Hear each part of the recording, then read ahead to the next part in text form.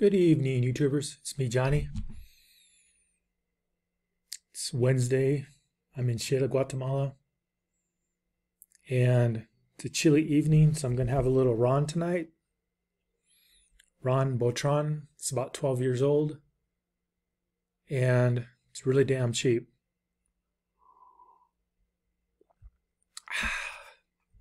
Wherever my YouTube subscribers are, I hope you're having a good Christmas holiday.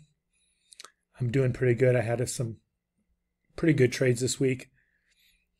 In the last couple weeks, I decided I'm going to more actively trade cryptocurrencies as opposed to FX and options.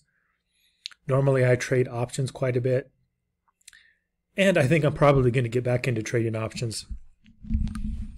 But I haven't been trading them in a long, long time. But I'm thinking about getting back into it. Now, the reason I'm trading cryptocurrencies is because you can get 2, 3, 4, 5, 6, 10, or even 15% gains in one day or in the space of a few days.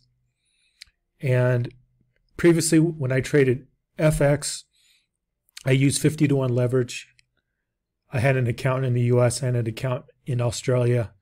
Australia gave me 100 to 1 leverage, but they actually let you set it up for 200, but I set my account up for 100. But anyways, I'm tired of dealing with, 50x or 100x leverage. So I'm not trading FX anymore. Anyways, when you trade FX, usually if you scalp for like an 1/8 of a percent, hold on. Check something real quick.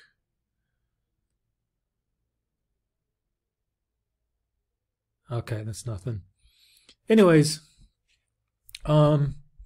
usually, when I used to trade it, I would go for like an 1/8 of a percent to like 1/4%.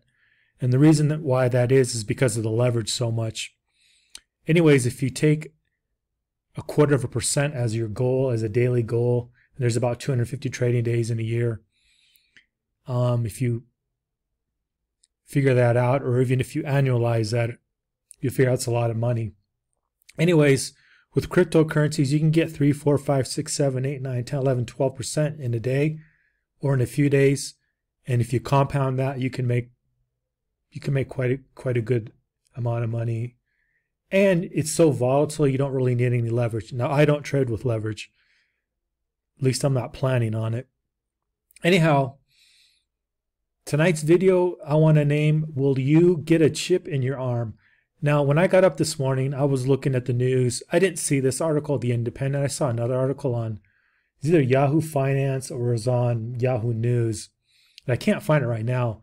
But it's about this Swedish company that's going to put chips. It's already putting chips underneath people's skins.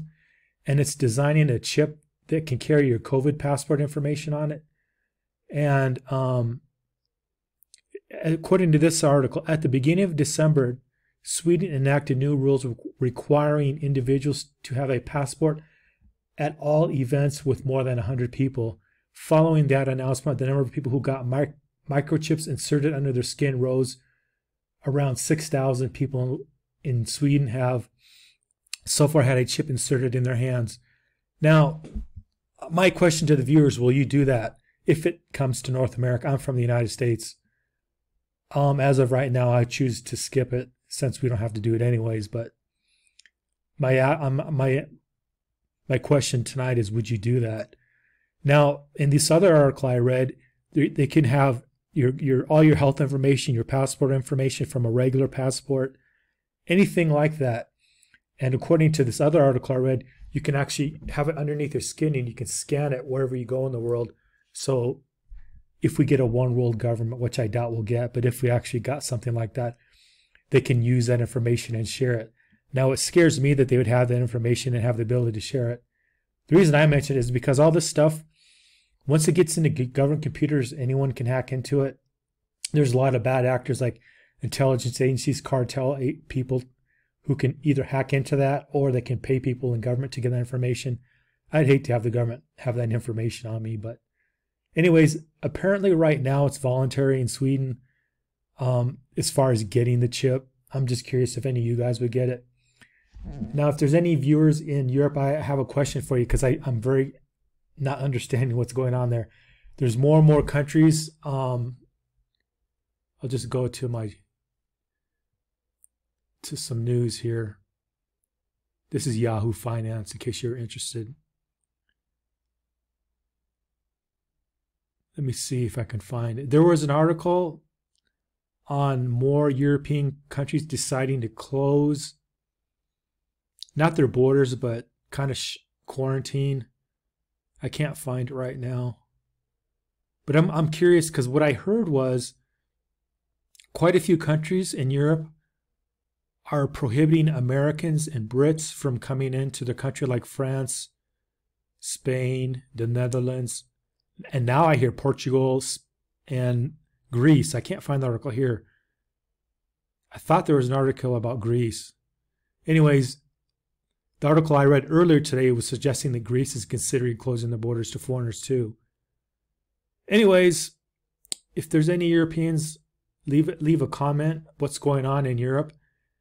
And what I really want to know, I read a couple days ago that Europe is going to have, or they're suggesting having some kind of Euro passport only for COVID information.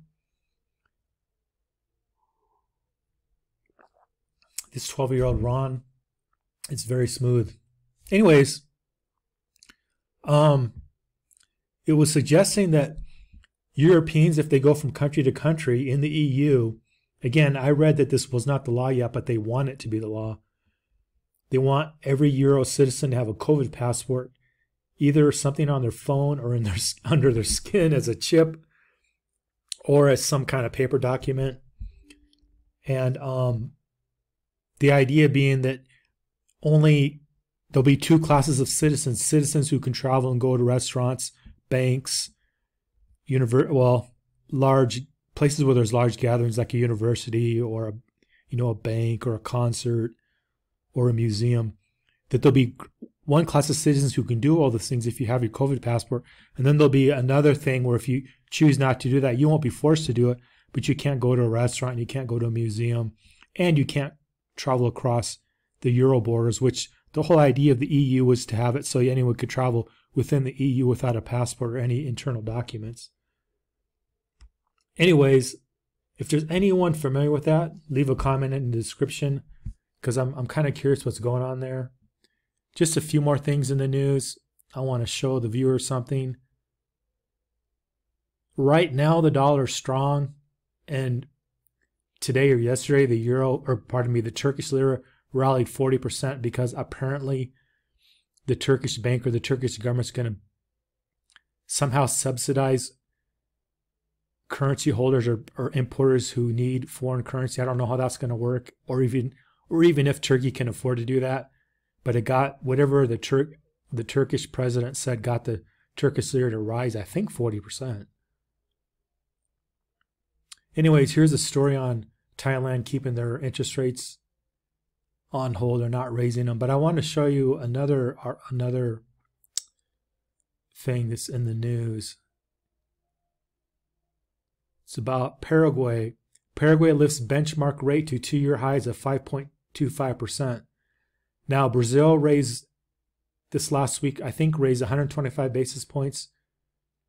And Paraguay raised their interest rates 125 basis points. So many countries in Latin America are raising their rates, including Mexico, Brazil, Paraguay, I think Colombia too.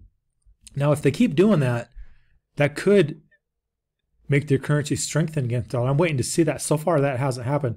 I'm kind of surprised with its interest rates going up, and if you can get about 5% in Paraguayan guaranos or whatever their currency is, that hasn't moved their currency. Because I checked the Paraguayan currency a couple of days ago, it hadn't really rallied. I'll have to look today. Well, I can look real quick.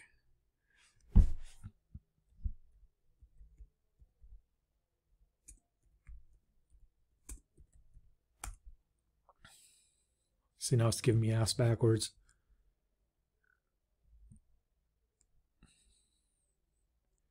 $6,789. So they don't give me a chart, so I can't look on that chart. But from what I remember, this them raising interest rates over 1%, 1.25%. You would think that would raise the currency, but it didn't. I remember when the Paraguayan guarani was at 4,500, if I remember, 4,200. So it's basically lost about 50% of its value against the dollar. So that's why I keep saying to the viewers, if you like Latin America and you want to go travel around, and if you're willing to meet all the new requirements to travel, it is getting cheaper there.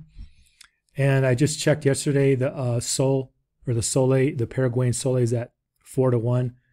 So I was looking at places to rent, and it's kind of a mixed bag. You can rent rooms and stuff for like 200, 300, 400. No, let's say 300 or 400 to like 800 to 1,000 soles. You can rent like a full-on apartment for sometimes a little bit more, but it's kind of expensive in Lima. And I'm only talking about Lima right now. But a lot of these places where you rent a room, you can rent a room for like 500 soles, which is like, I think 125, 130 bucks.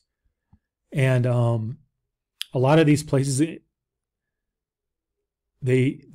get your own private bathroom. So in my case, if I go to Peru, that's what I will do. But anyways, I don't want to spend a lot of money on rent in Peru. But it is pretty nice in Lima. The last time I was there, it kind of reminded me of New York, or at least the downtown area that's fairly nice. And they have a lot of, I would say, nice grocery stores. The infrastructure, basically what I'm getting at, the infrastructure is really nice. Grocery stores are really nice. They have a lot of nice cafes and stuff like that.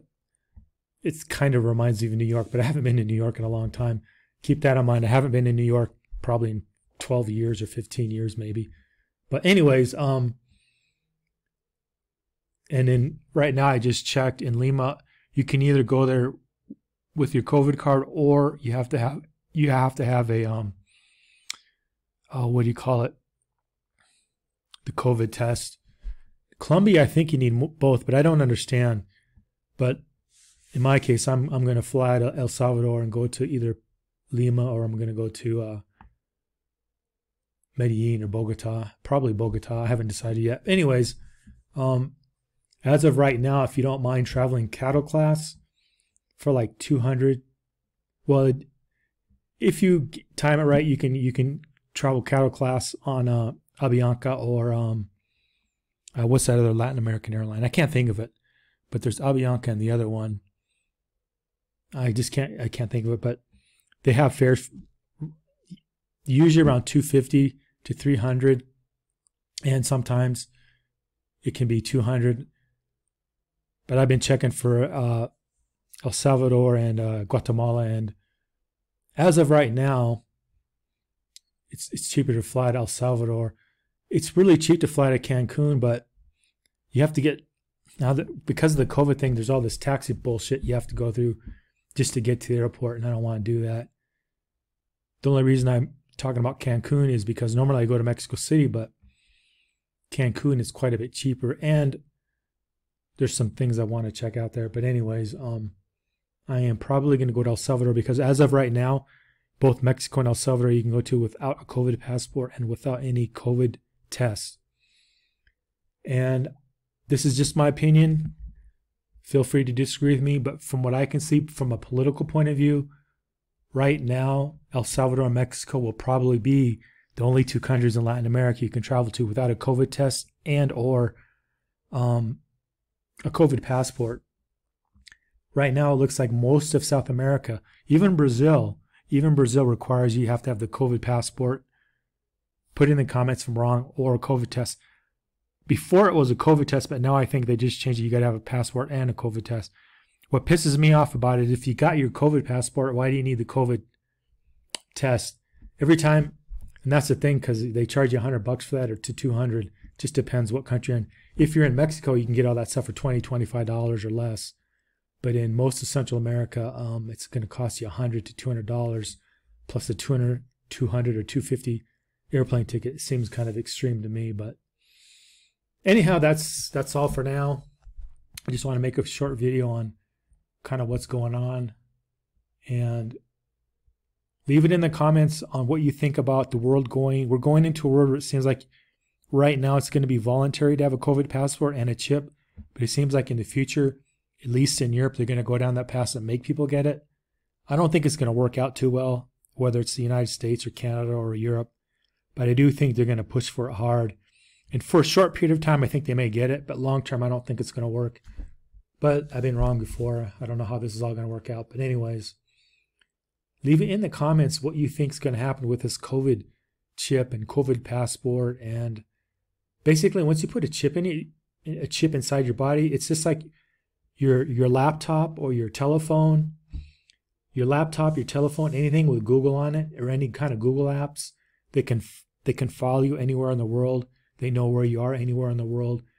And these chips, again, I did very little research, but from what I read about these chips are the same kind of chips they put in your bank cards or your ATM cards. So they know wherever you are in the world. They can just track and trace you, as they say in the US, with that. But just with your phone and your laptop, they can track you anywhere in the world. So if you think you're slipping out of the US and, traveling all low profile, you're not really, because if you have a laptop and any kind of Google app on any kind of modern phone, you're not. They know where you are. Just in general, most countries don't give a shit where you go. But anyways, I just want to get some perspective on what people think is going to happen with the COVID passport and the COVID chips that they seem to be pushing now in Europe, and how they feel about it. Anyways, like, share, subscribe, and leave a comment. And happy holidays and Merry Christmas wherever you are in the world. And I hope you have a good Christmas and a good New Year's. Thank you.